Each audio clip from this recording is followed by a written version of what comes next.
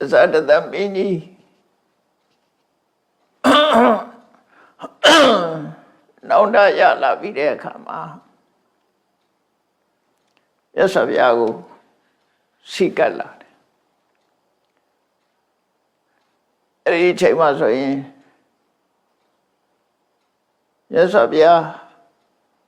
that dog connoissant and it that dog connoissant and nima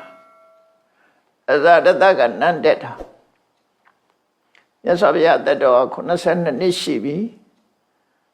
Rodi Vipatana dia hore kama Yasavia that dog connoissant and nigani she say charem hapship Zadada mea nante pipi che Yasaviago Jinuram Hofu Tiurago Gugwe Biro Tiura Kainari who loaded Yasaviago Mew Toka Pere Tiura Kainamia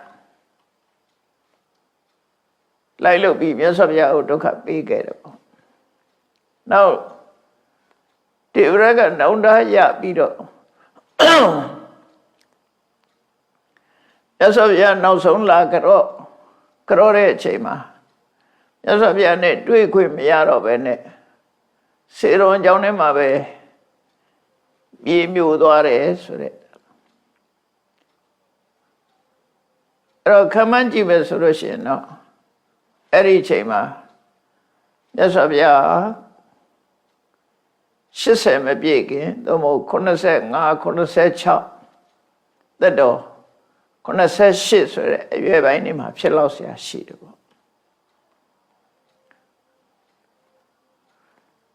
Tiurap Emu Dore Kama.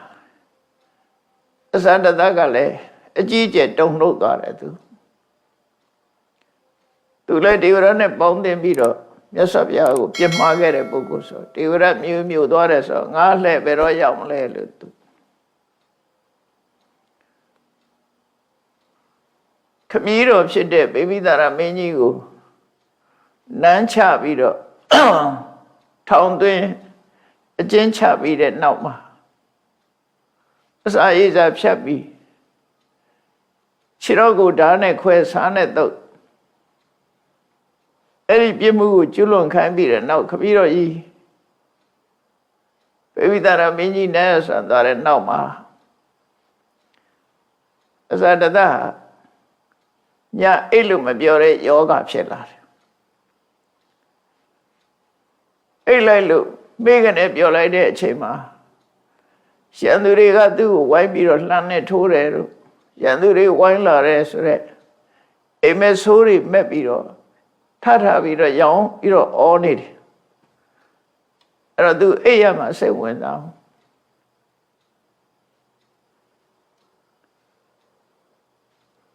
Eddie don't know me. Tiurap Yemure Lechayo. To her. Tipimua do see Veroya Lam Lesovi. A Jesus saying alone don't know that. Now so ma Yes of Yago, Loya Pudri, Cheno Leve. To load her up Yemuri Jamulu Madoye. Now, does a mola be neat to Kudan Yama? Labi Yama. Do I? A maybe your look. Does a mola be Sura? Jedari is soon trapiro, Labi Yama. Every time I chillin than Shimbi. Naka so net yasro, whether we need a jimba need a fit. The mulo. Does our name wear taking Tombiro?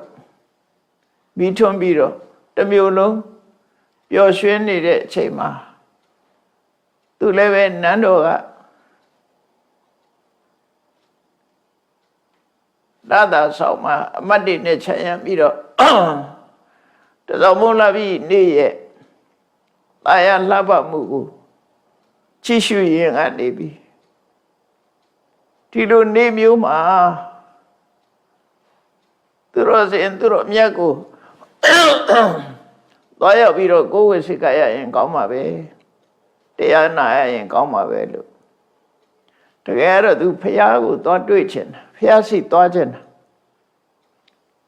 အဲ့လိုဘုရင်ကြီးကသူတော်စင်သူတော်မြတ်နဲ့တွေ့ချင်တယ်တရားနာချင်တယ်ဆိုတဲ့စကားကိုပြောလိုက်တဲ့အခါပုရဏကသဗ္ဗကိုးကွယ်တဲ့အမတ်တွေမဂ္ဂလိကောသလကိုးကွယ်တဲ့အမတ်တွေဒိဋ္ဌိဆရာကြီး6ယောက်ကိုးကွယ်တဲ့အမတ်တွေကသူတဲ့ငါဥအောင်လျှောက်ကြတယ်ရှင်မင်းကြီးကြံကောင်းပါတယ်ဒီလိုနေမျိုးမှာတကယ်ကိုသူတော်စင်ကြီးဖြစ်တဲ့ပုရဏကသဗ္ဗစီသွားရင်ကောင်းပါတယ်မဂ္ဂလိကောသလစီသွားရင်ကောင်းပါတယ်နဲ့အသီးသီးကိုကိုးကွယ်တဲ့ဆရာသမားတွေကိုညွှန်ပြပြီးတော့ဘုရင်ကြီးကိုလျှောက်ကြကြတယ်သို့သောဘုရင်ကြီးကအဲ့ဒီပုရဏကသဗ္ဗတို့မဂ္ဂလိကောသလတို့ဆိုတဲ့အညဒိဋ္ဌိယဆရာကြီး6ယောက်စီကိုသွားခဲ့ဘူးတယ်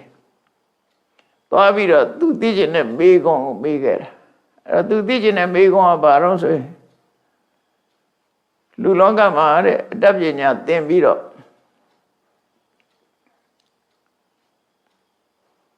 ပညာတတ်တဲ့ပုဂ္ဂိုလ်တွေဟာသူအတတ်ပညာရဲ့အကျိုးကျေးဇူးကိုလက်တွေ့ခံစားကြရတယ်ဥပမာမဲ့ဓာခုတ်လန်တို့တတ်တဲ့ပုဂ္ဂိုလ်လည်းပဲဘယင်ရဲ့မြောက်စားမှုခံရတယ်စင်စီမြင်းစီတတ်တဲ့ပုဂ္ဂိုလ်လည်းဘယင်ထံခါစားပြီးတော့လာကကောင်းကောင်းရတယ်အချက်ပြုတ်တတ်တဲ့ပုဂ္ဂိုလ်တွေကလည်းပဲဘုရင်ရဲ့စားတော်ချက်အဖြစ်လာကတွေကောင်းကောင်းရကြတယ်ဘုရင်ရဲ့ချီးမြှင့်မှုတွေကိုရတယ်အဲ့တော့ကိုတတ်တဲ့အတတ်ပညာရဲ့အကျိုးကျေးဇူးကိုလက်တွေ့ဘဝမှာခံစားကြရတယ်အဲ့ဒီအတတ်ပညာတွေအတတ်ပညာရှင်တွေဟာသူတို့အတတ်ရဲ့အကျိုးကျေးဇူးကိုလက်ရှိဘဝမှာနေမယ်ခံစားရတယ်လို့ရှင်ဘုရားတို့မိသားစုဘဝမနေပဲနဲ့သာသနာ့ဘောင်ဝိနာဟာလည်းပဲလက်တွေ့အကျိုးရနိုင်သလားဘယ်လိုလက်တွေ့အကျိုးတွေရတော့လို့ဒီမေးခွန်းမေးတာသာမညဖလလို့ခေါ်တယ်သာမညဖလဆိုတာသာမညဆိုတာဒီနေရာမှာဝိသေသနဲ့ကွဲတဲ့စကားလုံးမဟုတ်ဘူးဟောဒီနေရာမှာသာမညရဲ့အဓိပ္ပာယ်ကသမဏဘာဝယဟန်ဖြစ်ရခြင်းရဲ့အကျိုးကျေးဇူးလို့သူတို့ဆိုလိုတယ်ဟိုဝိသေသနဲ့သာမညကအဓိပ္ပာယ်တစ်ခုဝိသေသအထူးသာမညဆိုတာအလုံးနဲ့တူတာဝိသေသဆိုတာအလုံးနဲ့မတူတာအဲ့လိုခွဲတာရှိတယ်သာမညနဲ့ဝိသေသဒီသာမညကတော့သမဏဘာဝယဟန်ဖြစ်ရခြင်းရဲ့အကျိုးသာမညဘာဝဖလသာမညဖလယဟန်ဝလတဲ့ဖြင့်လက်ရှိလက်တွေ့ဘဝရနိုင်တာတွေရှိသလားဆိုအဲ့ဒီမေးဖို့သူစိတ်ဝင်စားတာအဲ့ဒါလည်းတကြောင်မြတ်စွာဘုရားစီသွားကြတာနဲ့မြတ်စွာဘုရားစီတူတဲ့မသွားရဲဘူးစိတ်မလုံဘူးပေါ့လေအဲ့ဒါနဲ့နောက်ဆုံးမှာအမတ်တွေအသီးသီးကနေပြီးတော့ပုရဏကသဗ္ဗစီသွားဖို့မဂ္ဂလိကောသလစီသွားဖို့ဆိုပြီးတော့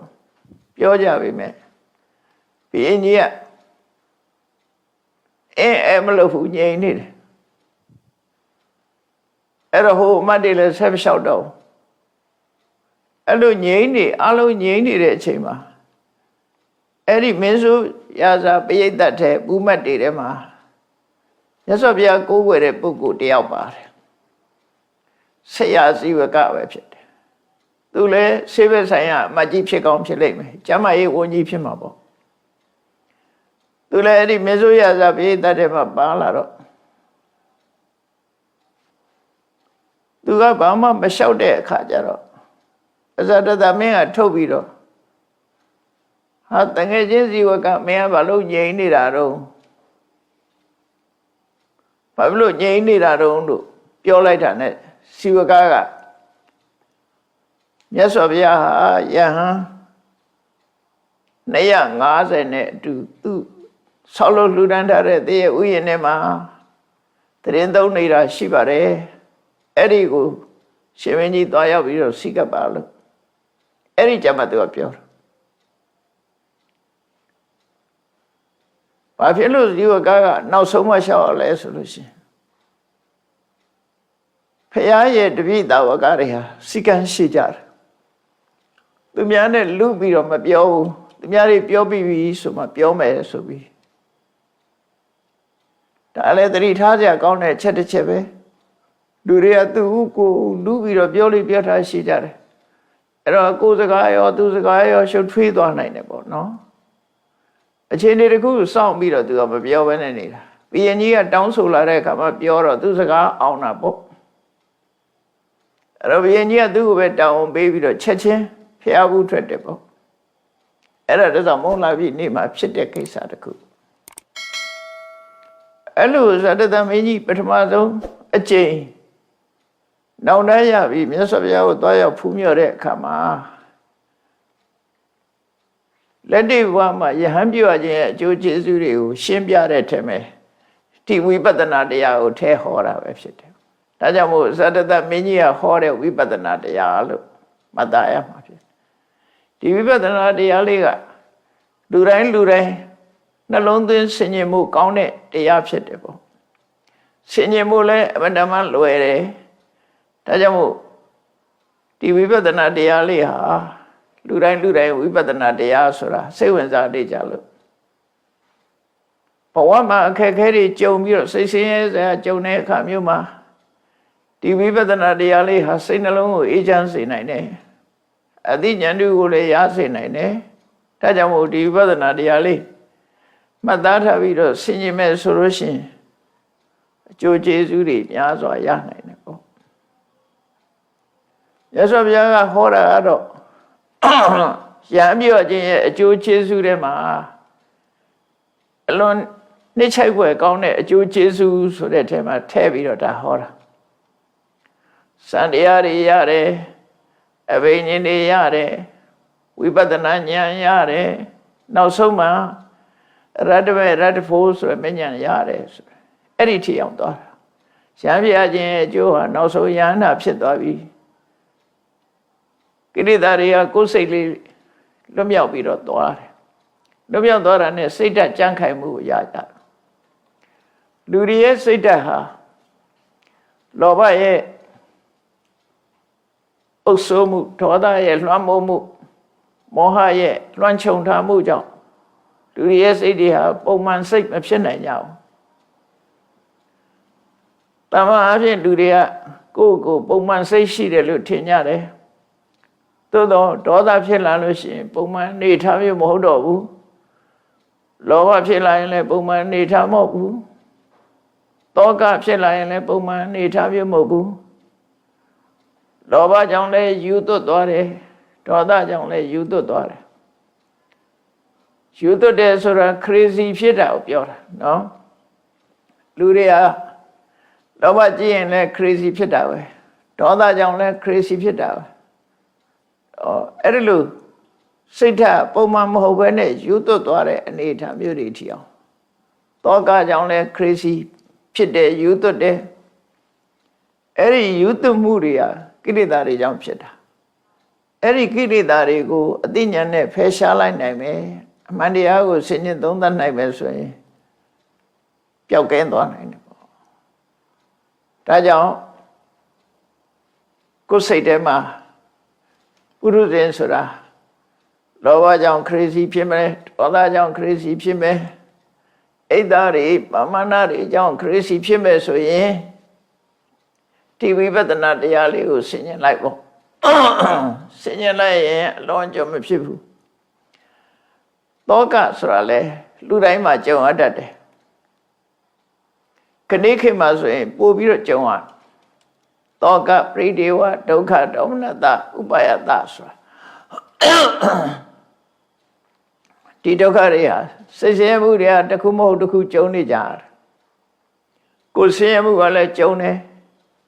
ယောဂဖြစ်တော့ကိုယ်ဆင်းရဲမှုဖြစ်တယ်စိတ်ကမချမ်းမသာဖြစ်တဲ့အခါစိတ်ဆင်းရဲမှုဖြစ်တယ်နော်စိတ်ပူပန်နေကြရတာပစ္စည်းဆုံးရှုံးလို့စိတ်ပူပန်ရတာဒီမကောင်းတဲ့မသာဖြစ်လို့စိတ်ပူပန်ရတယ်ဆိုတဲ့တောကတွေဖြစ်တယ်တောကဖြစ်လာလို့မထိန်နိုင်ရင်ပရိဒေဝဆိုတာငိုကြွေးရတာဖြစ်တယ်ဒုက္ခဆိုတဲ့ကိုယ်ဆင်းရဲမှုဒေါမနတဆိုတဲ့စိတ်မချမ်းသာမှုဥပါယတဆိုတဲ့ဒေါသတွေထွက်လွန်ပြီးတော့တကုလုံးတုံတုံဆက်ဆက်ဖြစ်ပြီးစိတ်ပင်ပန်းမှုအဲ့ဒါတွေကလူလောကမှာကြုံကြရတဲ့အရာတွေပဲဖြစ်တယ်အဲ့ဒါတွေနဲ့ကြုံလိုက်ရင်လူဟာယူသွတ်သွားတာပဲပုံမှန်နေထားမဖြစ်နိုင်တော့ဘူးယူသွတ်သွားတယ်ငကိုယ်တော့ကသဘောကောင်းတဲ့လူကလည်းသဘောမကောင်းတော့ဘူးအပြောချိုတဲ့လူကလည်းအပြောမချိုတော့ဘူးအဲ့ဒီချိန်မှာဒါအပြောင်းလဲသွားခြင်းပဲဖြစ်တယ်ပေါ့အဲ့ဒါမျိုးတွေဟာကိရိတာရှိနေတဲ့ပုဂ္ဂိုလ်တွေအတွက်ဖြစ်တာအဲ့တော့ဒီကိရိတာတွေကိုကိုယ်ချိုးနှိမ်ထားမယ်ဆိုလို့ရှိရင်ကိုယ်စိတ်ဟာပုံမှန်အနေထားဖြစ်ပြီး crazy ဖြစ်เสียမလို့ဘူးရွတ်သွတ်เสียမလို့တော့ဘူးအလုံးဟာပုံမှန်အနေထားမျိုးနေထိုင်တယ်ပေါ့အဲ့တော့ကြောင့်မို့အဇာတမင်းကြီးကိုဟောတဲ့ဝိပဿနာတရားလေးကရိုးရိုးရှင်းရှင်းလေးမို့လူတိုင်းသိနိုင်တဲ့စဉ်းကျင်သုံးသပ်မှုလေးဖြစ်လို့ဒါလေးကိုမှတ်သားနိုင်ယူကြည့်အောင်စံတရားတွေကိုဟောရင်မြတ်စွာဘုရားကဝိပဿနာတရားကိုညှပ်ပြီးတော့ထည့်ဟောတာအဲ့ဒီမှာတရားဓမ္မအထုတ်တဲ့ပုဂ္ဂိုလ်ဟာဝိပဿနာတရားအထုတ်လို့ရှိရင်သမာဓိထူထောင်ပြီးမှအထုတ်တာကတစ်ခုသမာဓိမထူထောင်မဲနဲ့ဝိပဿနာတရားကိုတိုက်ရိုက်ရှုတာတစ်ခုနှစ်ခုရှိတယ်ပေါ့အဲ့ဒါကိုဝိပဿနာတရားကိုတိုက်ရိုက်ရှုတာကြတော့ဝိပဿနာယာနိကလို့ခေါ်တယ်သမထကိုသိတဲ့မထူထောင်တော့ပဲနဲ့ဝိပဿနာအာယုဖြစ်တဲ့ယုံနဲ့နံကိုအာယုစိုက်ပြီးတော့ရှုတာကြတော့ဝိပဿနာယာနိကလို့ခေါ်တယ်အဲ့ဒါလိုမဟုတ်ဘဲနဲ့ထွက်လေဝင်လေတို့မှတ်ပြီးတော့ထွက်လေဝင်လေပေါ်မှာတမာရိရအောင်ကြိုးစားအဲ့ဒီတမာရိကဥစ္စာရတမာရိအပ္ပနာတမာရိလို့နှစ်ခုရှိတဲ့အထက်မှာစံအဆင့်ရောက်လောက်အောင်မခိုင်မာတော့လည်းပဲစံအနိကတ်သွားလောက်အောင်စိတ်ကတည်ငြိမ်သွားတဲ့တမာရိမျိုးရင်ထူထောင်တာဥပ္ပစာရတမာရိအဲ့ဒီဥပ္ပစာရတမာရိလောက်ရတာနဲ့ဝိပဿနာကူတာလည်းရှိတယ်အဲ့လိုမဟုတ်ဘဲနဲ့စံအဆင့်ထိအောင်ခိုင်မာတဲ့တမာတိရသွားပြီအပ္ပနာတမာတိလို့ခေါ်တဲ့စံအဆင့်ရောက်တဲ့တမာတိထိအောင်ထူထောင်ပြီးတော့မှဝိပဿနာရှုတာလည်းရှိတယ်အဲ့ဒီနှမျိုးလုံးကတော့သမထယာနိကလို့ခေါ်တယ်ဒီမှာတော့ဝိပဿနာယာနိကနဲ့သွားတဲ့အခါကျတော့သီးသန့်သမထကိုဝိပဿတမာတိကိုထူထောင်ခြင်းမရှိဘဲနဲ့ဝိပဿနာတိုက်ရိုက်သွားတဲ့နည်းအခုအဇာတမင်းကြီးကိုဟောတဲ့ဝိပဿနာဉာဏ်ဖြစ်ပုံကတော့သမထကိုထူထောင်ပြီးတော့ဇံရပြီးမှရှုတဲ့ပုံစံမျိုးဟောတာဖြစ်တယ်အဲ့တော့ဇံမရလည်းပဲရှုလို့ရဇံမရလည်းရှုလို့ရဘုရားဆိုဗျာဘာဟောတော့ဆိုတော့ဧဝံတမဟိတိစိတ်တိလူစိတ်တွေကတမာရိရလာပြီဆိုရင်ငြိမ်သွားတယ်တမာရိအာယုံပေါ်မှာစိတ်ကလေးငြိမ်သွားပြီဘယ်လောက်ထိအောင်ငြိမ်သွားတော့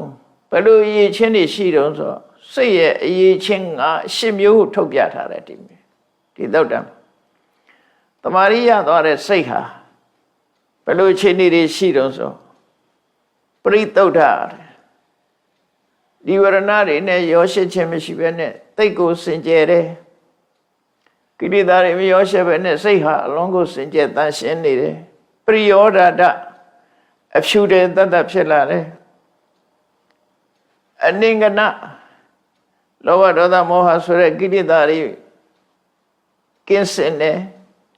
ဝိကတုပကိလေသာစိတ်ရဲ့အညစ်အကြေးတွေကင်းစင်တယ်မုထုပူတာစိတ်ဟာကို သိကျင်တဲ့အာယုံဘက်ကိုညွှတ်လိုက်ရင်ကောင်းမှမနေပဲနဲ့ကိုယ်အာယုံပြုတ်လိုက်တဲ့ဘက်ကိုရောက်ချက်ချင်းရောက်သွားတယ်ဘုထုဘုဒ္ဓစိတ်လေးဟာခိုင်းလို့ပြုလို့အမြဲတမ်းလွယ်နေတယ်ပျော့ပြောင်းတယ်လို့ဆိုလို့စိတ်ပျော့ပြောင်းသွားတာပုရုဇဏီရဲ့စိတ်ကမာကြောနေတယ်ထွက်လေဝင်လေမှတ်ခိုင်းနေပါမှသူကထွက်သွားတယ်ထွက်လေဝင်လေကိုမမှတ်နိုင်မနဲ့တခြားအာယုန်တွေဘက်ကိုရောက်သွားတယ်အေးဘုထုဘုဒ္ဓဆိုတာထွက်လေဝင်လေဘက်ကိုပို့လိုက်ရင်ထွက်လေဝင်လေဘက်ကိုသွားတယ်ခိုင်းလိုက်တာနဲ့ချက်ချင်းရောက်သွားတယ်သူပုရုဇဏီရဲ့စိတ်တွေကြတော့အဲ့ဒါလို့မဖြစ်ဘူးခေါင်းမနေတတ်တယ်ပေါ့ကိုပို့တဲ့စီမသွားခြင်းဘူးစိတ်က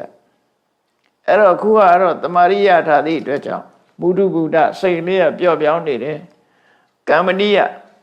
ကိုပို့လို့တဲ့အာယုပေါ်မှာသူအလုတ်ကောင်းကောင်းလုပ်နိုင်တယ်အလုတ်ကောင်းကောင်းလုပ်နိုင်တယ်ထိတအာယုပေါ်မှာသူကရပ်တန့်နေတယ်ကိုပို့ထားတဲ့အာယုပေါ်မှာရပ်တန့်နေတယ်အာနိစ္စပတ္တလှုပ်ရှားရရဲ့ညမရှိဘူးကြံ့ခိုင်မှုရှိတယ်ဆိုအဲ့ဒီအင်္ဂါ၈ချက်နဲ့ပြည့်စုံသွားစင်ကြယ်တယ်အဖြူတယ်ဖြစ်တယ်ကိရိတာညစ်ကြေးကင်းတယ်ဥပိ္ပကိရိတာဆိုတဲ့ညဉ့်ညူးမှုတွေကင်းတယ်ပျော့ပြောင်းတယ်အလုံးလုံးနိုင်စွမ်းရှိတယ်တည်ငြိမ်တယ်တုံ့လုံးမှုကင်းတယ်ဆိုဒီကိုယ်စိတ်လေးရဲ့အနေထားအခုလို့အင်္ဂါ၈ချက်နဲ့ပြည့်စုံသွားတယ်အဲ့လိုအနေထားမျိုးရောက်ပြီဆိုတဲ့အချိန်မှာတဲ့ညာနာတတနာထတနာယစိတ်တံအဘိနိဟရတိအဘိနိနာမေတိစိတ်လေးကိုထားတဲ့အနေထားတိုင်းစိတ်လေးကငြိမ်သက်သွားပြီဆိုလို့ရှိရင်ဝိပဿနာဉာဏ်ဖြစ်ဖို့အတွက်ကိုပို့လို့တဲ့အာယုန်တစ်ခုပေါ်မှာစိတ်ကိုညွတ်ပေးလိုက်တယ်ဥလှဲ့ပေးလိုက်တယ်ပေါ့အဘိနိနာမေတိဆိုတာအဲ့ဒီအာယုန်ဘက်ကိုလှည့်ပေးတယ်လူတွေဟာကိုယ်စိတ်ကိုအာယုံဘက်ကိုလှည့်ပေးနေတယ်ဆိုတာသိတာတယ်လေသူကသူလှည့်နေတာကိုလှည့်တာမဟုတ်ဘူးတခါတလေကြတော့ဒါကတော့ဝိပဿနာဉာဏ်ဘက်ကိုကိုယ်ကလှည့်ခိုင်းလိုက်တာကိုယ်ခန္ဓာကိုအာယုံစားလိုက်တယ်များသောအားဖြင့်လူရဲ့စိတ်တွေဟာအလှပြင်းတဲ့အချိန်ကလွဲရင်ကိုယ့်ကိုယ်သိတတိမထားဘူးလူကတော့ထိုင်နေတယ်တခြားတွေစဉ်းစားနေတယ်လူကအိတ်နေတယ်တခြားအကြောင်းအရာတွေစဉ်းစားတယ်မတရားဟာတွေစဉ်းစားတယ်နောက်ရက်ဟာတွေစဉ်းစားတယ်တွေ့ကြတာတွေစဉ်းစားတယ်မတွေ့သေးတာတွေကြိုတွေးတယ်အဲ့တော့တစ်ခါလေးစဉ်းစားကြည့်ကိုယ်စိတ်လေးကကိုယ်ထဲမှာရှိနေလားမရှိဘူးလားဆိုတာအဲ့ဒါကိုယ့်ကိုရင်သိအောင်လို့ကိုယ့်ကို mental check up ပေါ့စိတ်ကို check up လုပ်ကြည့်တွေးနေတဲ့အချိန်မှာကိုယ်စိတ်ဟာကိုယ်ခန္ဓာကိုယ်ပေါ်မှာအာယုံရောက်တာဘယ်နှခါရှိသလဲထမင်းစားရင်လည်းထမင်းစီအာယုံရောက်သွားတာရေငတ်ရင်လည်းရေစီအာယုံရောက်သွားပြန်နော်ခန္ဓာကိုယ်ကြီးကတောင်းတာကိုအာယုန်တွေပဲရောက်တယောက်တည်းနေရတာပြင်ဖုံးထားကြတယ်ဖုံးဆက်ပဲပေါ့အဲ့ဒီတိုင်းနေရရင်ပြင်းလို့ဆိုတဲ့ Facebook ထားကြိုင်ပြီးဖွင့်အဲ့ဒါဒီပြင်းမြန်တော့ television ဖွင့်ပြီးတော့ကြည့်တယ်အဲ့တော့စိတ်ဟာကိုယ်ခန္ဓာကိုယ်ပေါ်အာယုန်စိုက်တာအမှန်တမ်းနေတယ်အလုပ်ပေါ်အာယုန်စိုက်ခြင်းစိုက်မယ်အပျော်ပါပေါ်အာယုန်စိုက်ခြင်းစိုက်မယ်ဟိုတတိယအတိတတိယတွေရှိမယ်ကိုယ်ခန္ဓာကိုယ်အာယုန်စိုက်တာသိမရှိဘူးအဲ့ဒါကိုဥလဲပြရကိုယ်ခန္ဓာကိုယ်ဥလဲပြရအလှပြင်းတဲ့အခါကိုယ့်ကိုအာယုန်စိုက်တယ်ဆိုတာမှန်တယ်ကြည့်ပြီးတော့လှလာမလှလာကြည့်တာအဲ့ဒါအစဉ်ပြေလားမပြေလားကြည့်တာအဲ့တော့တဏှာပဲပွားတာပဲရှိတယ်ကိလေသာစိတ်နဲ့ပဲရှိတယ်အစိတ်ကတန်ရှင်းတဲ့စိတ်မဟုတ်တော့ကိုကြည့်တယ်ပြင်းလို့ရှိရင်သူများစီကဓာတ်ပုံလေးကြည့်တယ်စာလေးတွေဖတ်တယ်အဲ့ဒါလို့နဲ့လူတွေဟာအချိန်ကိုကုန်စည်နေကြတာပဲအချိန်တစ်ခုဖြတ်တန်းနေကြတာတော့ကိုယ်ခန္ဓာကိုယ်မှာဘာတွေဖြစ်နေတယ်ဆိုတာကိုကြည့်ပြီးဖြတ်တန်းတာအမတ္တမကိုနဲတယ်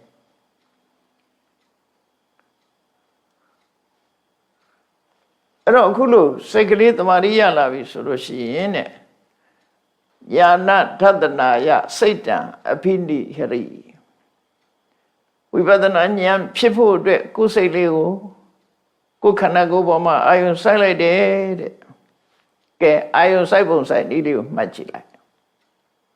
ကိုယ်ကိုဘယ်လိုတတိယမယ်ဆိုတာမှန်ကြည့်တာမဟုတ်ဘူးဒါ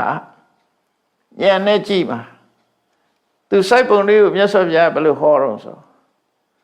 အယံခောမိကာယော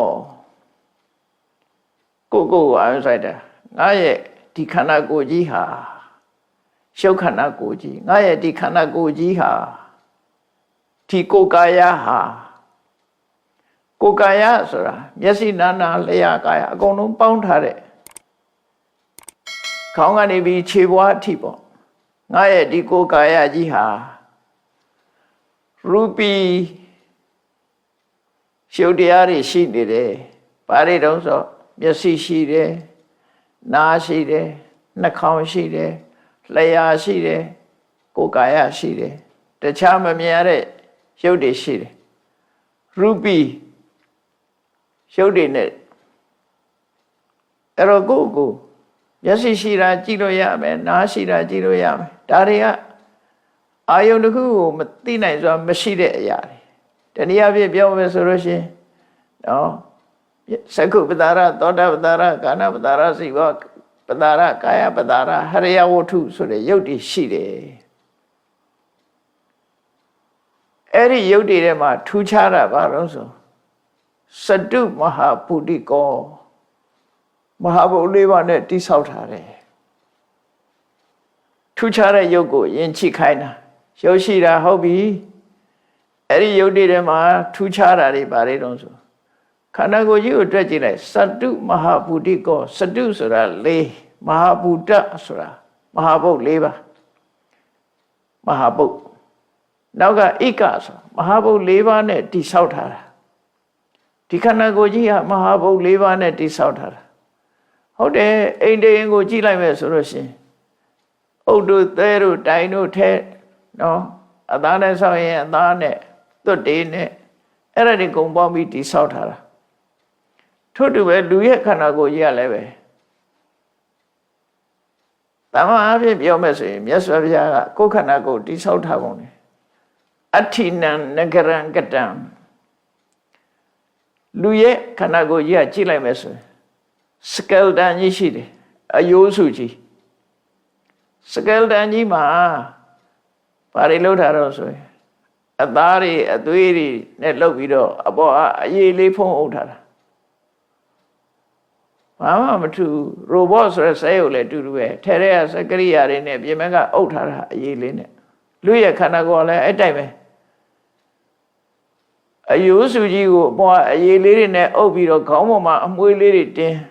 မျက်လုံးပေါ်မှာမျက်ခုံးလေးတွေတင်းမျက်တောင်မွှေးလေးတွေတင်းအဲ့လိုအသက်ဖြူအသက်မဲအသက်ဝါကာလာလေးမျိုးစုံတင်ပေးထားတယ်အတွင်းဟာစကတံတူတူပဲလေအဋ္ဌိနံနဂရံကတံမန္တလောဟိတတိပနံအသားတွေအသွေးတွေတုတ်လိမ့်ပြီးတော့အပေါ်ကနေပြီးရေပြားလေးနဲ့ဖုံးအုပ်ထားတာဆင်ရုပ်တို့ဘာတို့အပေါ်ကအဝိုးအုပ်ပြီးဆေးချေတာနဲ့တူတူပဲပေါ့အဲ့ဒါလို့ဒီယုတ်ကြီးဟာမဟာဘုတ်၄ပါးနဲ့တိဆောက်ထားတယ်ဆိုတော့စဉ်းစားကြည့်လိုက်ငါရဲ့ခန္ဓာကိုယ်ဟာရုပ်တွေရှိတယ်အဲ့ဒီရုပ်တွေမဟာဘုတ်၄ပါးနဲ့တိဆောက်ထားတယ်ကဲမဟာဘုတ်၄ပါးဆိုတာဘာတွေတုံးလို့အရက်စကားနဲ့ပြောမယ်ဆိုရင်အတုံးခဲတွေရှိတယ်အရေးတွေရှိတယ်အပူငွေးတွေရှိတယ်လေရှိတယ်ပထဝီဆိုတာအတုံးခဲတွေအာဘောဆိုတာပျော်ဝင်းနေတဲ့အရေးတွေတေဇောဆိုတာအပူတွေခန္ဓာကိုယ်စမ်းကြည့်ရင်ပူငွေးတွေရှိတယ်အပူတွေဝါယောဆိုတာရှူရှိုက်နေတဲ့လေတွေပိုက်ထဲကသွားလာနေတဲ့လေတွေအဲ့တော့ခန္ဓာကိုယ်ကြီးကိုပထဝီအာဘောတေဇောဝါယောဆိုတဲ့ဓာတ်ကြီးလေးပါးနဲ့တိဆောက်ထားတာအများကြီးမမှတ်နိုင်လို့ရှင် အတုံးခဲကတပုံအရည်တွေကတပုံအပူငွေးကတပုံလေကတပုံအဲ့ဒီ၄မျိုးနဲ့တိဆောက်ထားတာဆိုဒီ၄မျိုးပဲရှိတယ်ဆိုတာကိုအပြန်လှန်သဘောပေါက်နေအောင်ကြည့်အောင်အဲ့ဒါသတ္တုမဟာပုတိကောဒီစကလုံးတစ်လုံးလေးနဲ့ပြောတာမြတ်စွာဘုရားအဲ့သတ္တုမဟာပုတိကောဓာတ်၄ပါးနဲ့တိဆောက်ထားတယ်ဆိုတဲ့ဒီမှာတော့တာမန်လေးဒီလောက်ပဲပြောတယ်တခြားသုတ်တန်တွေမှာတော့ဓာတ်၄ပါးနဲ့ပတ်သက်ပြီးတော့အကျယ်ချဲ့ဟောတာရှိတယ်ဒီအကျဉ်းဆုံးဝိပဿနာလေးကိုရှင်းပြပြီးတော့မှဓာတ်၄ပါးကိုရှုပုံထပ်ပြောသတ္တုမဟာပုတိကောမဟာဘုတ်၄ပါးနဲ့တိဆောက်ထားတယ်တဲ့မာတာပိဋိကတံဘောမာတာဆိုတာအမေပိတစာအဖမာတာပိဋိကဆိုတာမိဘရဲ့သွေးသားမာတာပိဋိကတံဘောမိဘရဲ့သွေးသားကိုမှီပြီးတော့ဖြစ်လာတာဒါဒုဘဝဘယ်လိုစလာတယ်ဆိုတာပြောပြစပန်နဲ့အိုဘန်ပေါင်းဆက်သွားတဲ့အခါမှာအဲ့ဒါဆွိုင်းလို့ခေါ်တဲ့မြေကြီးပဲအဲ့ဒီပေါ်မှာမျိုးစေ့ကျလာတာပဲနော်မျိုးစေ့ကျလာမိဘရဲ့သွေးသားကတရားမဟုတ်ဘူးမိဘရဲ့သွေးသားပေါ်မှာမိပြီးတော့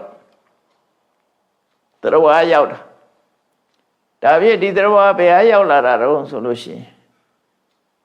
နာယီနဲ့အမျှမိနစ်နဲ့အမျှကမ္ဘာလောကကြီးမှာသေဆုံးနေတဲ့တရားတွေအများကြီးပဲဆိုပါစို့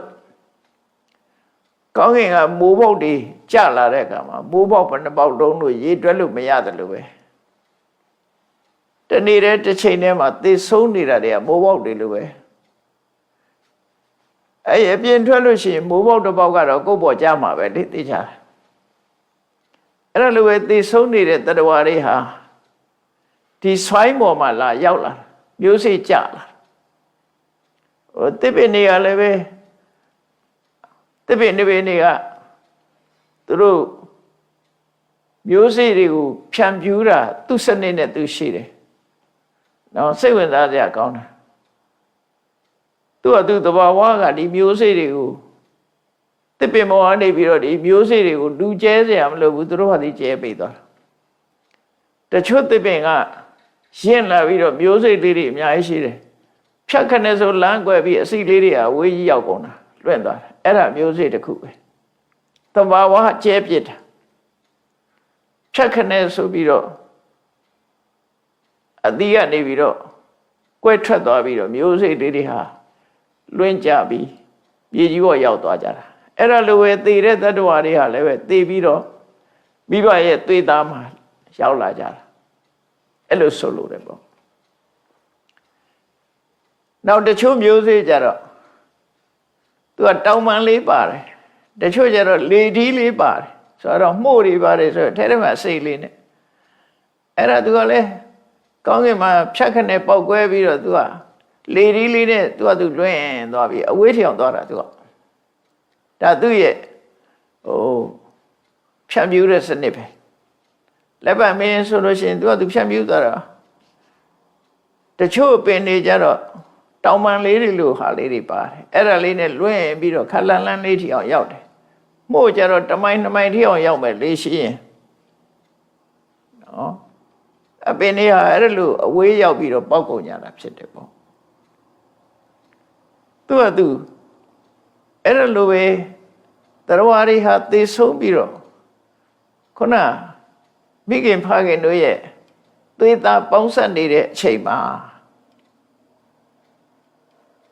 ရောက်ရှိလာတာဖြစ်တယ်အဲ့ဒါကိုခန္ဓာဘလို့ခေါ်တယ်သေဆုံးလာတဲ့ပုဂ္ဂိုလ်တွေကိုမိခင်ဝမ်းထဲကိုရောက်မဲ့ပုဂ္ဂိုလ်တွေကိုခန္ဓာဘခန္ဓာဘဆိုအမိဝမ်းတိုင်းတို့အမိဝမ်းတိုက်တို့ဝင်ရောက်ထိုက်သောပုဂ္ဂိုလ်များဝင်ရောက်မဲ့ပုဂ္ဂိုလ်များအဲ့မှာ waiting list မရှိပါဘူးနော် passport မလျှောက်ရဘူးဗီဇာမယူရဘူး ဖြတ်ကနေဆိုရောက်လာမှာပဲသူကမသေးခင်ကအာယုပြုပြီးသားဖြစ်လို့ရောက်သွားတယ်သူကဘယ်လိုလာတယ်လို့တော့မပြောနဲ့တော့အခုတရားနာရင်အိမ်ကိုတတိယကြည့်လိုက်စိတ်ကအိမ်ရောက်မသွားဘူးလားရောက်သွားတာပဲလေဘယ်လိုသွားတာတုံးလို့မေးစရာမလိုအိမ်ရောက်သွားပြီလေအိမ်ရောက်သွားအိမ်ပါရှိတာတွေတော့မြင်နေသေးတယ်သူကအဝေးကြီးတဲ့သွားလို့ရတယ်နိုင်ငံခြားအထိသွားလို့ရတယ်စိတ်ကအပြုလိုက်တာနဲ့ရောက်သွားတာအဲ့ဒါလိုပဲမိခင်ဝါနဲ့ကိုဘယ်လိုရောက်လာသလဲလို့မတွေးလေနဲ့အဲ့ဒီပုံစံနဲ့ရောက်လာတာလို့သာပြောပြီးတော့စိတ်ကူးလိုက်တဲ့အခါစိတ်ကူးရင်းနဲ့ရသွားတယ်လို့ပဲစိတ်ရောက်သွားတယ်လို့ပဲနန္တရားရဲ့စွမ်းဆောင်မှုကအလွန်သိမ်မွေးသည့်အတွက်ကြောင့်မိဘနှစ်ဦးရဲ့သွေးသားပေါင်းစုံပြီးတဲ့အခါလေးမှသူကရောက်သွားတာအဲ့တော့သုံးခုပေါင်းတဲ့အခါမှာထိတရေဆိုတာဖြစ်တယ်လို့ဆိုတယ်သုံးခုဆိုတာဘာတော့မိခင်ရဲ့သွေးနဲ့ဖခင်ရဲ့တုပ်ရဲ့နောက်တစ်ခါခုနကခန္ဓာဘဆိုတဲ့တရေလောင်းရဲ့အဲ့သုံးခုဆုံးလိုက်လို့ရှိရင်တရေရသွားတာဒါဖယ်တတ်တော်ပဲဖြစ်ဖြစ်မွေးလာတဲ့ကဒီပုံစံဒါဟိုဆလာဘူးစာတွေပေါ့လေအန္တဇဆိုတဲ့ဥရမွေးတဲ့တော်တွေလည်းအဲ့ဒီပုံစံပဲတန်သေးရဇတို့ကြတော့ခုနမိဘမလို့ဩပပတိကဆိုတာကြတော့ခုနအတွေမလို့ကံရဲ့စွမ်းအားနဲ့သူတို့ဘွားနဲ့ဖြစ်လာတာအန္တဇနဲ့ဆလာဘူးစာကတော့ခုပုံစံနဲ့သွားတာအဲ့ဒါကိုလူတော်တွေကိုအဓိကထားပြီးတော့မြတ်စွာဘုရားဟောတာမာတာပိဋိကတံဘောမိဘရဲ့သွေးသားကိုမိပြုပြီးဖြစ်တာတဲ့ငါတို့ခန္ဓာကိုယ်ကြီးဟာမိဘရဲ့သွေးသားကိုမိဖြစ်တယ်အဲ့တော့ကိုဆင်ញင်ရမှာကအယံကာယောဒီငါခန္ဓာကိုယ်ကြီးဟာရူပီရှုပ်တရားတွေရှိတယ်သတ္တုမဟာဗုဒ္ဓိကောမဟာဘုတ်၄ပါးနဲ့တိဆောက်ထားတာဖြစ်တယ်မာတာပိဋိကတံမောမိဘရဲ့သွေးသားကိုအမိပြုပြီးဖြစ်တာဖြစ်တယ်ဒီချက်ကိုဆင်ញင်ကြည့်လိုက်အဲ့ဒါလို့ဖြစ်လာပြီးတဲ့နောက်မှာလူဘဝရောက်လာတော့ဒီယုတ်ခန္ဓာကိုကြီးကြီးလာဖို့ကိုပြောတာဒါရှင်းရှင်းလေးသရဝါရီဘလို့ဖြစ်လာတဲ့ဆိုတာကိုပြောတာဩဒနကုမတုပဆယောတဲ့ထမင်းနေမုတ်နေစားပြီးတော့ကြီးလာတာတဲ့ဟုတ်လိုက်လေပေါ့နော်ဒီထဲမှာနိုးဆိုတာလည်းပါမှာပေါ့သို့တော့ရေပုံရအဖြစ်ပြောလိုက်တာပေါ့လူဟာဘယ်လိုလုပ်ပြီးတော့ကြီးလာတာတော့ဆိုရင်ထမင်းမုတ်နေစားပြီးတော့ကြီးလာတာထမင်းစားပြီးတော့ကြီးလာတာပေါင်မုတ်စားကြီးလာတာခောက်ဆွဲစားပြီးတော့ကြီးလာတာကြီးဝင်ကြီးနေရတော့မျိုးပေါ့သူစားတဲ့အာဟာရကိုခြုံငုံပြောလိုက်တာအိန္ဒိယမှာစားရရှိတာတော့ဩရဏကုမတုပဆယောဆန်စားတဲ့နိုင်ငံကိုအဲ့ဒါကြောင့်မခေါ်တာဥရောပနိုင်ငံဟောလို့ရှိရင်တော့အာလူစားပြီးတော့ကြီးတယ်လို့ဂျုံစားပြီးတော့ကြီးတယ်ပေါင်မုံစားကြီးတယ်ဒီလိုပြောမှာပေါ့သူဒေတာနဲ့သူဟောတာပဲဖေ။အစာအာဟာရစားပြီးတော့ကြီးထွားလာခဲ့ကြတာတဲ့။ဒါလည်းပဲဟိုကိုယ့်ရဲ့ဘဝရဲ့ဖြစ်ပေါ်လာတဲ့အကြောင်းတရားကိုရှင်းရှင်းလေးသိအောင်ဒါပြောတာဘယ်လိုဖြစ်လာလဲဆိုတာပြောတာဩဒနာသမင်းကုမတမယောဆိုတာဂျုံဆန်တို့ဂျုံတို့စားပြီးတော့ကြီးလာတာဒီလိုဆိုလို့တယ်ပေါ့ကုမတုပဆယောအနိစ္စအဲ့လိုကြီးလာတာဟာသူကတည်မြဲပြီးတော့ကြီးလာတာမဟုတ်ဘူးဖြစ်ပြီးပြက်ဖြစ်ပြီးပြက်နဲ့ကြီးလာတာဟုတ်တယ်လေငယ်ငယ်လေးကနေပြီးတော့အကြီးဖြစ်လာတဲ့ဆိုတာငယ်ငယ်တော့ယုတ်ကကြီးလာတာမှမဟုတ်တာ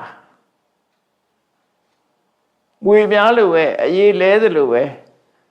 လူခန္ဓာကိုလည်းပြောင်းလဲမှုနဲ့လာတာမွေတွေကြတော့ပိုးထင်ရှားတာပေါ့အရေးလဲပြီးတော့သွားတာပိုးဟတ်တွေလည်းအရေးလဲတာပဲမွေတွေလည်းအရေးလဲတာလူတွေအရေးလဲတာတော့မမြင်ရလို့ဒါပေမဲ့လူတွေမှလည်းပဲဆဲလေးတွေကစက္ကန့်အစိတ်ဆိုရင်တစ်ခါသေသွားတယ်ဆဲလေးတွေကစက္ကန့်အစိတ်လောက်ဆိုတစ်ခါသေသွားတယ် အသစ်ဖြစ်ပြီးတော့လာတာဒါကြောင့်မို့အနိစ္စရတယ်မြတ်စွာဘုရားအဲ့ချင်းနော်မွေးလာတော့ကဆဲလေးတွေကပြောင်းသွားပြီးမရှိတော့ဘူးအသစ်ဖြစ်ပွားပြီးတော့ကြီးလာတယ်တဲ့အနိစ္စစာရဏအဲ့လိုမမြဲတဲ့ခန္ဓာကိုယ်ကြီးကကြီးလာတဲ့ခန္ဓာကိုယ်ဥစ္စာရဏအနန္တတည်းကမကောင်းတော့ရှည်ချိုးပေးရတယ်နန္တာလိမ့်ပေးရတယ်မှန်လိုက်လေပေါ့နော်မြတ်စွာဘုရားဟောတာစုံအောင်ဟောတာဥစ္စာရဏအပေါ်ယံကနေဖြူးပြီးတော့လိမ့်ကြံပေးရသေးတယ်အရေ6လို့လည်းပဲလိုရှင်းတွေပဲလိမ့်ရတယ်နော်မိတ်ကတွေပဲလိမ့်ရတယ်အမွေနန္တာတွေနဲ့ရေချိုးရတယ်ဒါအနန္တဖြောင်းလို့တာဥစ္စာရဏပရိမတ္တနာလူခန္ဓာကိုယ်နှိမ့်နေပေးရတယ်အင်္ဂါရက်တွေကိုပြုပြင်ပေးရတယ်ကလေးဆိုလို့ရှိရင်ခေါင်းတို့နှာခေါင်းကြီးကပြတ်ချက်ကြီးဖြစ်နေပါဆိုတော့လုံးပေးရသေးတယ်တချို့ကြတာအဲ့လောက်တည်းမကျေနပ်လို့ရှိရင်တော့နိုင်ငံခြားသွားပြီး plastic surgery လုပ်ပြန်တာပေါ့ပါးစပ်ပြင်နှာခေါင်းပြင်မျက်လုံးပြင်မကြိုက်တာပြင်လို့ရတယ်ခုချင်းအဲ့ဒါကိုပြောတာပရိမတ္တနာအဲ့ဒါလို့ပြုပြင်ပြီးတော့လူရဲ့ခန္ဓာကိုယ်နှိမ့်နေပြင်ဆင်ပြီးတယ်ဗေဒနာဝိဒန္တနာဓမ္မောနောက်ဆုံးစကားလုံးနှစ်ခုကဗေဒနာဒီလိုပြုပြင်ပြီးဒီလိုစားစာတွေကျွေးပြီးထားပြီမယ်လို့ဗေဒနာပြုတ်ကွဲလာတယ်တဖြည်းဖြည်းသွားတွေကလည်းကျိုးလာတယ်ခါးတွေကုန်းလာတယ်နော်လက်ပြင်ကျော်လေးကုန်းလာတယ်စပင်းတွေဖြူလာတယ်ဆိုရတယ်ဗေဒနာဝိဒန္တနာဓမ္မော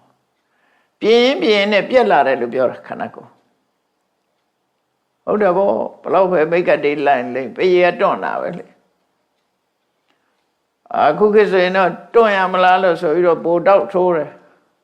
ခဏပဲရတာပြန်တွန့်တာပဲနောက်ဆုံးကျတော့ဘာမှမကဲနိုင်တဲ့အတွန့်ဖြစ်သွားတာပဲဗေဒနာဝိဒန္တနာဓမ္မောဖြည့်စည်းခံရတဲ့အနေအထားမျိုးတွေဖြစ်သွားတယ်ဒါရုပ်ပိုင်းဆိုင်ရာအဲ့တော့အဲ့ဒီချက်လေးတွေကိုပြန်ပြောပြမယ်ကိုယ်စဉ်းစားမှငါရဲ့ဒီရုပ်ခန္ဓာကိုယ်ကြီးဟာရှုံးနဲ့တိဆောက်ထားတာဖြစ်တယ်ရုပ်တွေကများတဲ့လေခန္ဓာကိုယ်ထဲမှာရုပ်နဲ့တိဆောက်ထားတာမဟာဘုတ်၄ပါးနဲ့တိဆောက်ထားတယ်မိဘရဲ့သွေးသားပေါ်မှာမိပြီးတော့မှဖြစ်လာရတာဖြစ်တယ်ထမင်းမုံတွေစားပြီးတော့ကြီးလာရတာဖြစ်တယ်မတိမြဲပဲ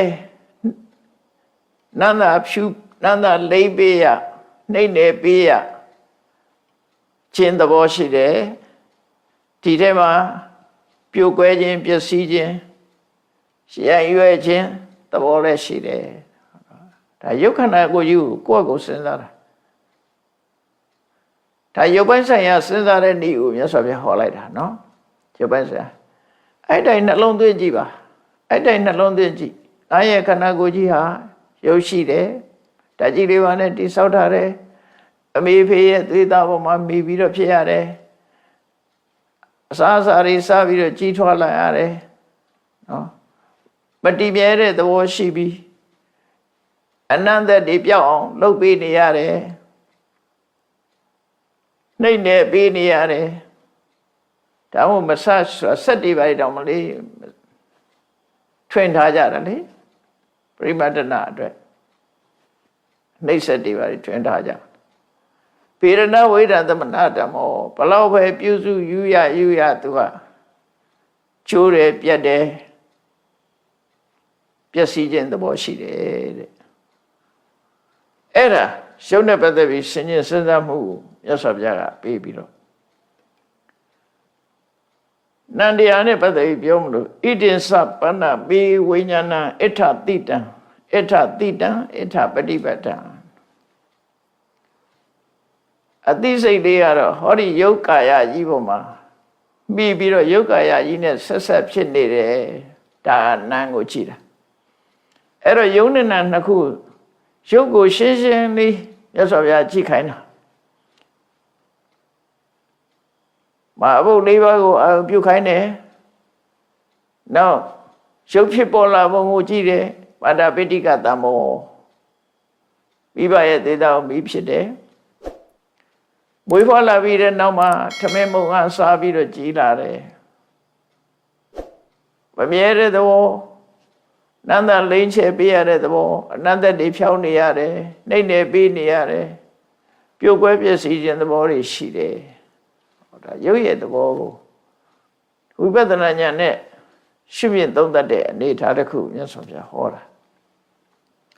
အဲ့ဒီမှာမြတ်စွာဘုရားဥပမာလေးပေးသေးတယ်ဒီယုံနဲ့နံကို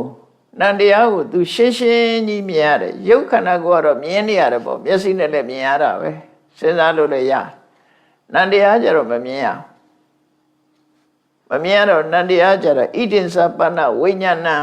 ဒီအသိစိတ်လေးကတော့တဲ့ဒီယုံနဲ့ဆက်ဆက်ပြီးဒီယုတ်ကိုမိပြီးတော့ဖြစ်နေပါတယ်လို့ပြောတယ်ဒီလောက်ပဲပြောလိုက်တယ်အဲ့ဒီမှာဘုရားဥပမာပေးထားတာရှစ်မြောက်သွေးထားတဲ့ပရမယယရဏလှပတဲ့ပရမယယရဏလေပင်ကိုဆွဲဖို့အတွက်ကျိုးလေးထည့်ရတယ်သူကရှစ်မြောက်ပရမယယရဏကိုအလဲကောင်ဖောက်ပြီးတော့ကျိုးတည်တယ်ရောင်စုံကျိုးလေးထည့်တယ်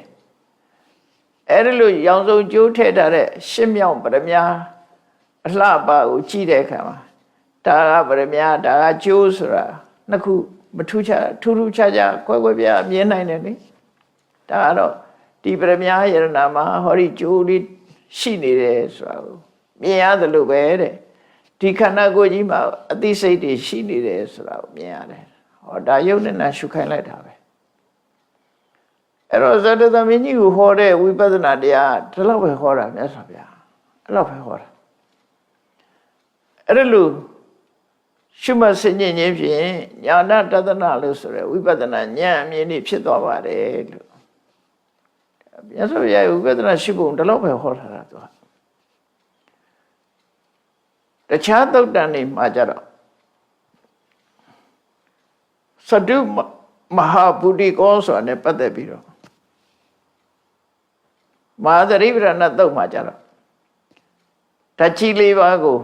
အထုတလိအကျဉ်းဆုံးနည်းနဲ့ရှုမှတ်ပုံကိုမြတ်စွာဘုရားဟောထားတယ်အဲ့ကြ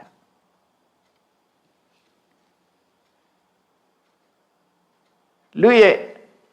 အနေထားရှိနေတဲ့အတိုင်းဥမာမဲလမ်းသွားရင်သွားနေတဲ့အတိုင်းထိုင်နေရင်ထိုင်နေတဲ့အတိုင်းလျှောင်းရင်လျှောင်းနေတဲ့အတိုင်းမတည့်ရရင်မတည့်ရနေတဲ့အတိုင်းပဲခန္ဓာကိုယ်မှာရှိတဲ့ဓာတ်ကြီးလေးပါးကိုရှုဆင်ခြင်ရမယ်အရှိတိုင်းယထာထိတံယထာပနိဟိတံဆိုပြီးဓာတုသောပစ္စုခတိအရှိတိုင်းပဲဓာတ်သဘောနဲ့ဆင်ခြင်စဉ်းစားကြည့်ဒီထဲမှာငါဆိုတာမပါဘူးငါဆိုတာလည်းမပါစေရဘူးသဘာဝတရားတက်အဖြစ်ကိုနော်ဒီခန္ဓာကိုယ်ကြီးမှာအတုံးခဲသဘောတွေရှိတယ်အေးသဘောတွေရှိတယ်အပူအေးသဘောတွေရှိတယ်လေသဘောတွေရှိတယ်ဒါလွယ်လို့ဘာမှမရှိဘူးနော်လူရလျှောက်ပြီးနာမည်ပေးထားတာဒါကောင်းတာခြေလက်ဆိုတာနာမည်ပေးထားအလုံးပေါင်းလိုက်ရင်အတုံးခဲရဲ့အေးရဲ့အပူအေးရဲ့လေရဲ့ဒီလေးခုပဲရှိတယ်အဲ့တော့ပထဝီဝတ္တသဝါယောဒီဓာတ်ကြီးလေးပါးကိုအချင်းဆုံးရှုလိုက်တာအဲ့ဒီမဟာသရိပ္ပဏသုတ်မှာမြတ်စွာဘုရားခန္ဓာကိုယ်အာယုစိုက်ပြီးတော့ဓာတ်လေးပါးကိုအခုလိုအချင်းဆုံးရှုပါတဲ့ဘယ်လောက်ထိအောင်ရှုရမလို့လို့ဆိုတဲ့အခါမှာမြတ်စွာဘုရားဥပမာပေးထားတယ်နွားသသမတယောက်ဟာနွားတစ်ကောင်ကိုတတ်ပြီးတော့တစ်ကောင်လုံးဖြက်ပြီးအမဲဖော်လိုက်တယ်အမဲဖော်ပြီးအမဲစေးပို့လိုက်တယ်အမဲစေးပို့လိုက်တဲ့အခါမှာသူဟာသူ့ရင်ထဲမှာနွားရောက်နေတယ်လို့မသိတော့ဘူးအမဲစေးရောက်သွားတဲ့အခါဘာဖြစ်တော့ငါအမဲသားရောက်နေတယ်အသားရောက်နေလို့ပဲသိတော့တတ်တုံးကတော့နွားတတ်နေတယ်နွားတတ်တယ်နွားကိုဖြတ်တယ်နွားတရေခွာနေတယ်နွားရိုးတွေဖဲနေတယ်အဲ့တုန်းကနွားဆိုတဲ့အမှတ်တင်ညာမပြောက်သေးဘူးဆေးရောက်သွားလို့အမဲသားပုံနဲ့ရောက်သွားတဲ့အခါကျတော့ သူနွားဆိုတာမရှိတော့သူကောင်းတယ်အမေသားပဲဒါကတော့အသားဒါကတော့အယွတ်ဒါကဘာညာအဲ့လိုတော့ခွဲရင်ခွဲမှာပေါ့နော်နွားဆိုတာမရှိတော့အဲ့ဒါလိုပဲထွက်ကြီးလေးပါဆင်ញင်တဲ့အခါမှာငါဆိုတာပျောက်သွားရမယ်ငါဆိုတာပျောက်သွားရမယ်ဒီထွက်ကြီးလေးပါပဲရှိတယ်ဆိုတာကိုလူတိုင်းကကိုငါဆိုတဲ့ဆွဲရမတမပြင်းထန်တယ်မပျောက်ဘူးငါဟာဆိုတာနှစ်ခုပျောက်သွားပြီးတော့ထွက်ကြီးလေးပါတက်တာဖြစ်တယ်ဆိုတာမြင်သိထီအောင်ပွားရမယ်ပွားတယ်ဆိုတာအချိန်ချင်းထပ်ထပ်စဉ်းစားတာကိုပြောတာပါဇာကဆိုးနေရမှာမဟုတ်ဘူးအပြန်ပြန်လှန်လှန်စိတ်နဲ့အသိဉာဏ်နဲ့ကြည့်နေရမှာဆင်ခြင်နေရမှာဖြစ်တယ်တော့ပြင်းလို့တော့မရဘူးတဏှာကြီးလည်းပြီးမှာမဟုတ်ဘူးနှစ်နာရီလည်းပြီးမှာမဟုတ်ဘူးတနေ့ကုန်ဆင်ခြင်ရမှာပဲဘာပြောက်အောင်ဆင်ခြင်ရမလို့ဆိုငါပြောက်သွားအောင်ဆင်ခြင်ရမယ်တရဝါဆိုတာပြောက်သွားသည့်ထီအောင်ဆင်ခြင်ရမယ်တဘာဝတရားတက်တဲ့အတုံးခဲကတက်အရေးတွေကတက်အပူအေးတွေကတက်လေကတက်ဆိုတာကိုပြင်လာအောင်ဆင်ခြင်ရမယ်ဒါဓာတုကမ္မထံဆိုတာအချင်းဆုံးကအဲ့ဒါပဲနွားဆိုတဲ့အမတ်တင်ညာပျောက်သွားသလိုတရဝါဆိုတဲ့အမတ်တင်ညာတော့ပျောက်သွားစေရမယ်ပျောက်အောင်ကြည့်ရမယ်အဲ့လိုဆိုအဲ့ဒါနဲ့တည်းမဲ့တမာရီတွေအားကောင်းပြီးအသိဉာဏ်တွေဖြစ်လာပြီးတော့တရားဥရသွားတဲ့ပုဂ္ဂိုလ်တွေရှိတယ်ဓာတ်ကမ္မထံဓာတုကမ္မထာနိကဓာတ်ကမ္မထံစတုဓာတုဟောဌာနဒါလေးပါးကိုပိုင်းခြားပြီးတော့အာယုပြုတဲ့ကမ္မထံဓာတုပနတိကာရဓာတ်ကိုနှလုံးသွင်းတယ်ဆိုဒီကမ္မထံနဲ့အကျွတ်တရားရတဲ့ပုဂ္ဂိုလ်တွေအများကြီးပဲမဟာသရိပ္ပဏသုတ်မှာအကျဉ်းလေးပဲဟောတယ်မြတ်စွာဘုရားတခါဟဋ္ဌိပရောပမသုတ်ကြတော့အထိတဲ့နည်းနည်းကျဲတယ်လူရဲ့ခန္ဓာကိုယ်မှာပထဝီဓာတ်က20ရှိတယ်အာဘောဓာတ်က12ခုရှိတယ်တေဇောဓာတ်က4ခုရှိတယ်ဝါယောဓာတ်က6ခုရှိတယ်အလုံး42မျိုးရှိတယ်နော်အလုံး42မျိုးအဲ့ဒါနည်းနည်းထပ်ချဲ့လိုက်တာတခြားမဟုတ်ဘူးပထဝီဓာတ်20ဆိုတာဆံမင်းမွေးညင်းခြေသက်လက်သက်သွားအရေးအသားအကျော်အယုခြေစီအညွတ်နှလုံးအသက်အမေးဖြင့်အဆုပ်ဥမဥသိမ်းစာသစ္စာဟောင်းအုံနောက်အဲ့ဒီ20ကပထဝီဓာတ်အတုံခဲတွေကြီးပဲအဲ့ဒါကိုသဘင်ကနေစပြီးတော့ကြည့်ဒါပထဝီဓာတ်သက်မြတာဖြစ်တဲ့ငါလည်းမဟုတ်ဘူးတရဝါလည်းမဟုတ်ဘူးပထဝီဓာတ်သက်တာဖြစ်တဲ့ဆိုတာကိုအကျဉ်းချင်းဖမှန်ထထစိတ်ထဲမှာဆွဲသွားသည့်ထီအောင်ကြည့်ဖို့လိုတယ်ဒါတော့အာဘောဓ12ခုကနောက်ကျန်တဲ့ဟာတွေပိဋ္ဌံသေမပုပ္ပောလောဟိတံသေရောမေရောအတုဝတခေလောတေကတိကလတ္တိကဗုဒ္ဓံဆိုတိကြီးတလိပ်တိကြီးတလိပ်ပြီးသွေးချွေအစီကဲမျက်ရည်စီကြီးတန်တွေနှက်အစေးကျင်ငယ်ဆိုတာအဲ့ဒါကအာဘောဓစနစ်ပေါင်းလိုက်တော့32ခုဓာတ်အဲ့ဒီမဲ့တေဇောကို4မျိုးခွဲလိုက်တယ်ထပ်ပြီးတော့အပူကို4မျိုးခွဲလိုက်တယ်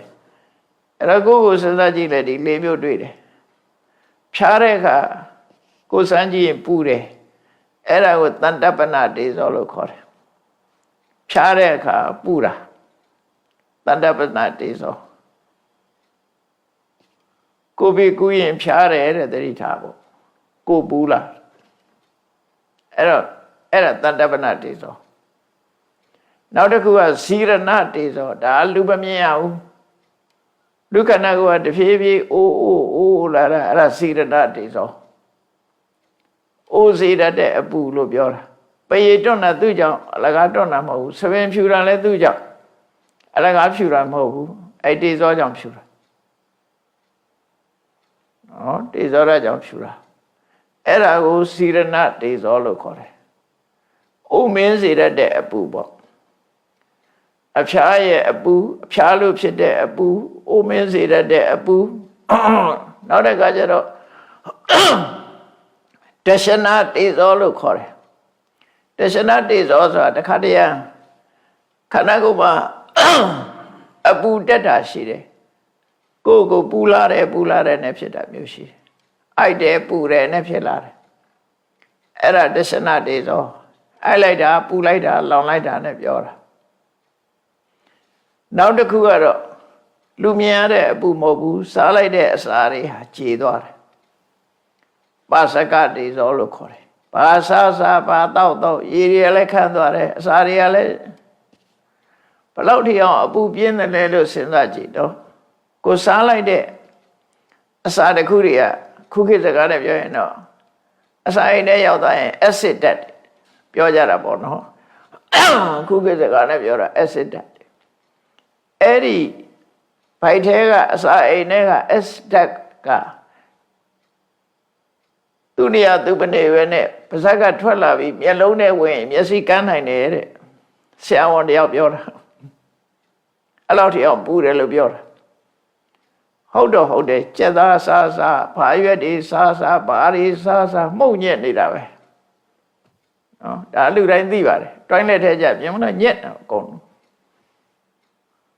အချိန်ချင်းထောင်းထားသလိုပဲကိုညက်နေတာခွဲလို့ချလို့မရတော့အောင်ကိုညက်တော့အဲ့ဒါပါစကတေဇောလို့ခေါ်တယ်ပါစကတေဇောကတချို့ပုဂ္ဂိုလ်တွေကြတော့မြတ်တာတယ်အပူအေးမြတ်တာတယ်တချို့ပုဂ္ဂိုလ်တွေကျတော့ပါစကတေဇောလွန်တဲ့ပုဂ္ဂိုလ်တွေအစာကြီးတယ် hungry ghost ဆိုသူတို့ခေါ်တာအဲ့ဒါခဏခဏစားတယ်ခဏခဏစားရတယ်စားပါဗျာတော့ဗိုက်တွေဖောင်းလာတယ်တင်မားတွေဖောင်းလာတယ်ဝိတ်တွေတက်လာတယ်အဲဒါကြောင့်ဒီပါစကတေဇောလွန်ကဲတဲ့ပုဂ္ဂိုလ်တွေဟာခန္ဓာကိုယ်ပို့ပြီးတော့ဝါလာစေတတ်တယ်ပေါ့တရားထုတ်တဲ့အခါမှာပါစကတေဇောကသိမများတဲ့ပုဂ္ဂိုလ်တွေဟာတရားအထုတ်ဖို့ရတဲ့အောင်မြင်တယ်လို့ခေါ်တာပရဏိယင်ကတရား၅ပါးထဲမှာပါတယ်နော်ခဏခဏစားနေရင် तू ကဘယ်လိုလုပ်ဥပုသ်ဆောင်ခဏခဏစားနေလို့ရှိရင်လည်းဘယ်လိုလုပ်တရားထုတ်အဲကြောင့်မို့ hungry ghost တွေတရားထုတ်လို့သိမလွယ်ဘူးပေါ့တော့ကြစားနဲ့ဆိုစားတတ်တဲ့ပုဂ္ဂိုလ်တွေဒါသဘာဝဖြစ်လာတာပြောလို့တော့မရဘူးရဟန်းတော်တွေထဲမှာဆိုလို့ရှိရင်ဟိုစန္ဒကုသပိတ်ကိုတက်ပြီးတော့ယူတဲ့ရှင်ပိဏောလပါရတော်သာသူကအစာအိမ်ခေါဏလို့ဝါမီကောင်းမှုရတယ်သူသပိတ်ကြီးအကြီးကြီးအဲ့သပိတ်ထဲပါတဲ့ဆုံးနေအကုန်စားတာတဖြည်းဖြည်းကျမှသူနည်းနည်းအစာတဖြည်းဖြည်းရော့သွားတာအစာပရမအစာတာကြည့်တယ်ဒါမို့သူ့ကိုခွင့်ပြုထားတာသပိတ်ကြီးအကြီးကြီးအခုဗမာပြည်ကဟိုလောက်တော့မကြည့်တော့ပါဘူးမနုဟာဖះကသပိတ်ကြီးတော့ကြည့်ပါတော့မဟုတ်အဲ့ဒါလို့အစာကြီးလို့အစာကြီးတဲ့ပုဂ္ဂိုလ်တွေလည်းလောကမှာရှိပါတယ်ဒါကြောင့်မို့တရားထုတ်တဲ့အခါမှာမြတ်တဲ့ဝါမိရှိရမယ်တဲ့မမြတ်တဲ့ဝါမိညံ့နေတဲ့ပုဂ္ဂိုလ်လည်းယောဂဖြစ်တယ်ဝါမိထက်လွန်အားကြီးရင်လည်းယောဂဖြစ်တယ်ကျမရေးကောင်းမှုအတွက်ကဝါမိကမြတ်တတ်ရမယ်လို့ဆိုလို့တယ်ပရဏိယင်ကတရား၅ပါးထဲမှာဝါမိမြတ်တတ်ဖို့ဆိုလေးကအောင်မြင်မှုအတွက်အင်္ဂါရတစ်ခုပဲအဲ့လိုဆိုတယ်အဲ့တော့ဓာတ်လေးပါးကမ္မထံကိုမဟာသရိပရဏသုံးပါလို့ပဲဓာတ်လေးပါးတင်ရှုလို့လည်းရတယ်မဟာဟဋ္ဌိပရောပမသုံးပါလားသလိုပထဝီဓာတ်20အာဘောဓာတ်12ပါးတေဇောဓာတ်4မျိုးနောက်တစ်ခါဝါယောကြတော့6မျိုးရှိတယ်ဝါယော6မျိုးကလွယ်ပါတယ်ထွက်လေဝင်လေကတစ်ခု နှာခေါင်းကရှူရှိုက်နေတဲ့လေးရတစ်ခုနော်နောက်ထဲမှာဘိုက်ထဲမှာတကုတ်ကုတ်မြည်တဲ့လေးရတစ်ခုဥထဲမှာရှိတဲ့လေးရတစ်ခုနောက်အင်္ဂါကြီးငယ်လက်ပတ်သွေးတွေလက်ပတ်နေတာလည်းပဲလေးချောင်းလက်ပတ်တယ်လို့ဆိုတယ်သွေးတွေခန္ဓာကိုယ်အနှံ့သွေးလက်ပတ်နေတာလည်းပဲလေးချောင်းလက်ပတ်တာဖြစ်တယ်နောက်တစ်ခုကပါးစပ်ကနေပြီးတော့အေးလို့ထွက်လာတဲ့လေအထက်ဆန်တဲ့လေအောက်ဆုံးတဲ့လေဟုတ်လားအထက်ဆန်တဲ့လေအောက်ဆုံးတဲ့လေဥထဲမှာရှိတဲ့လေဥအပြင်မှာရှိတဲ့လေအင်္ဂါကြီးငယ်ကိုသွေးလက်ပတ်စေတဲ့လေရဲ့ဒီလေတွေကို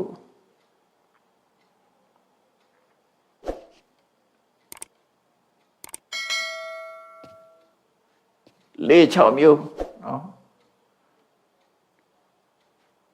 ထွက်လေဝင်လေ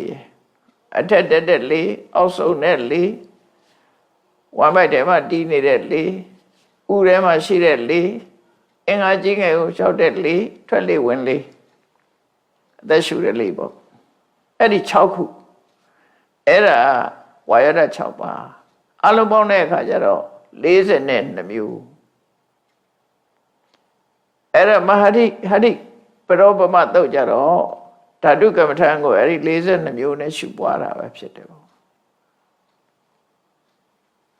အဲ့ဒီကမ္မထံတွေပွားလို့ရှိရင်သူ့ရဲ့တရမှာတရဝါဆိုတဲ့အမှတ်သိညာပျောက်သိထီအောင်ပွားရမယ်ပွားလိုက်တဲ့အခါမှာတမာရီစွမ်းအားတွေတက်လာမယ်တမာရီစွမ်းအားတွေတက်လာပြီးတော့ဝိပဿနာဉာဏ်စဉ်တွေတက်လာမယ်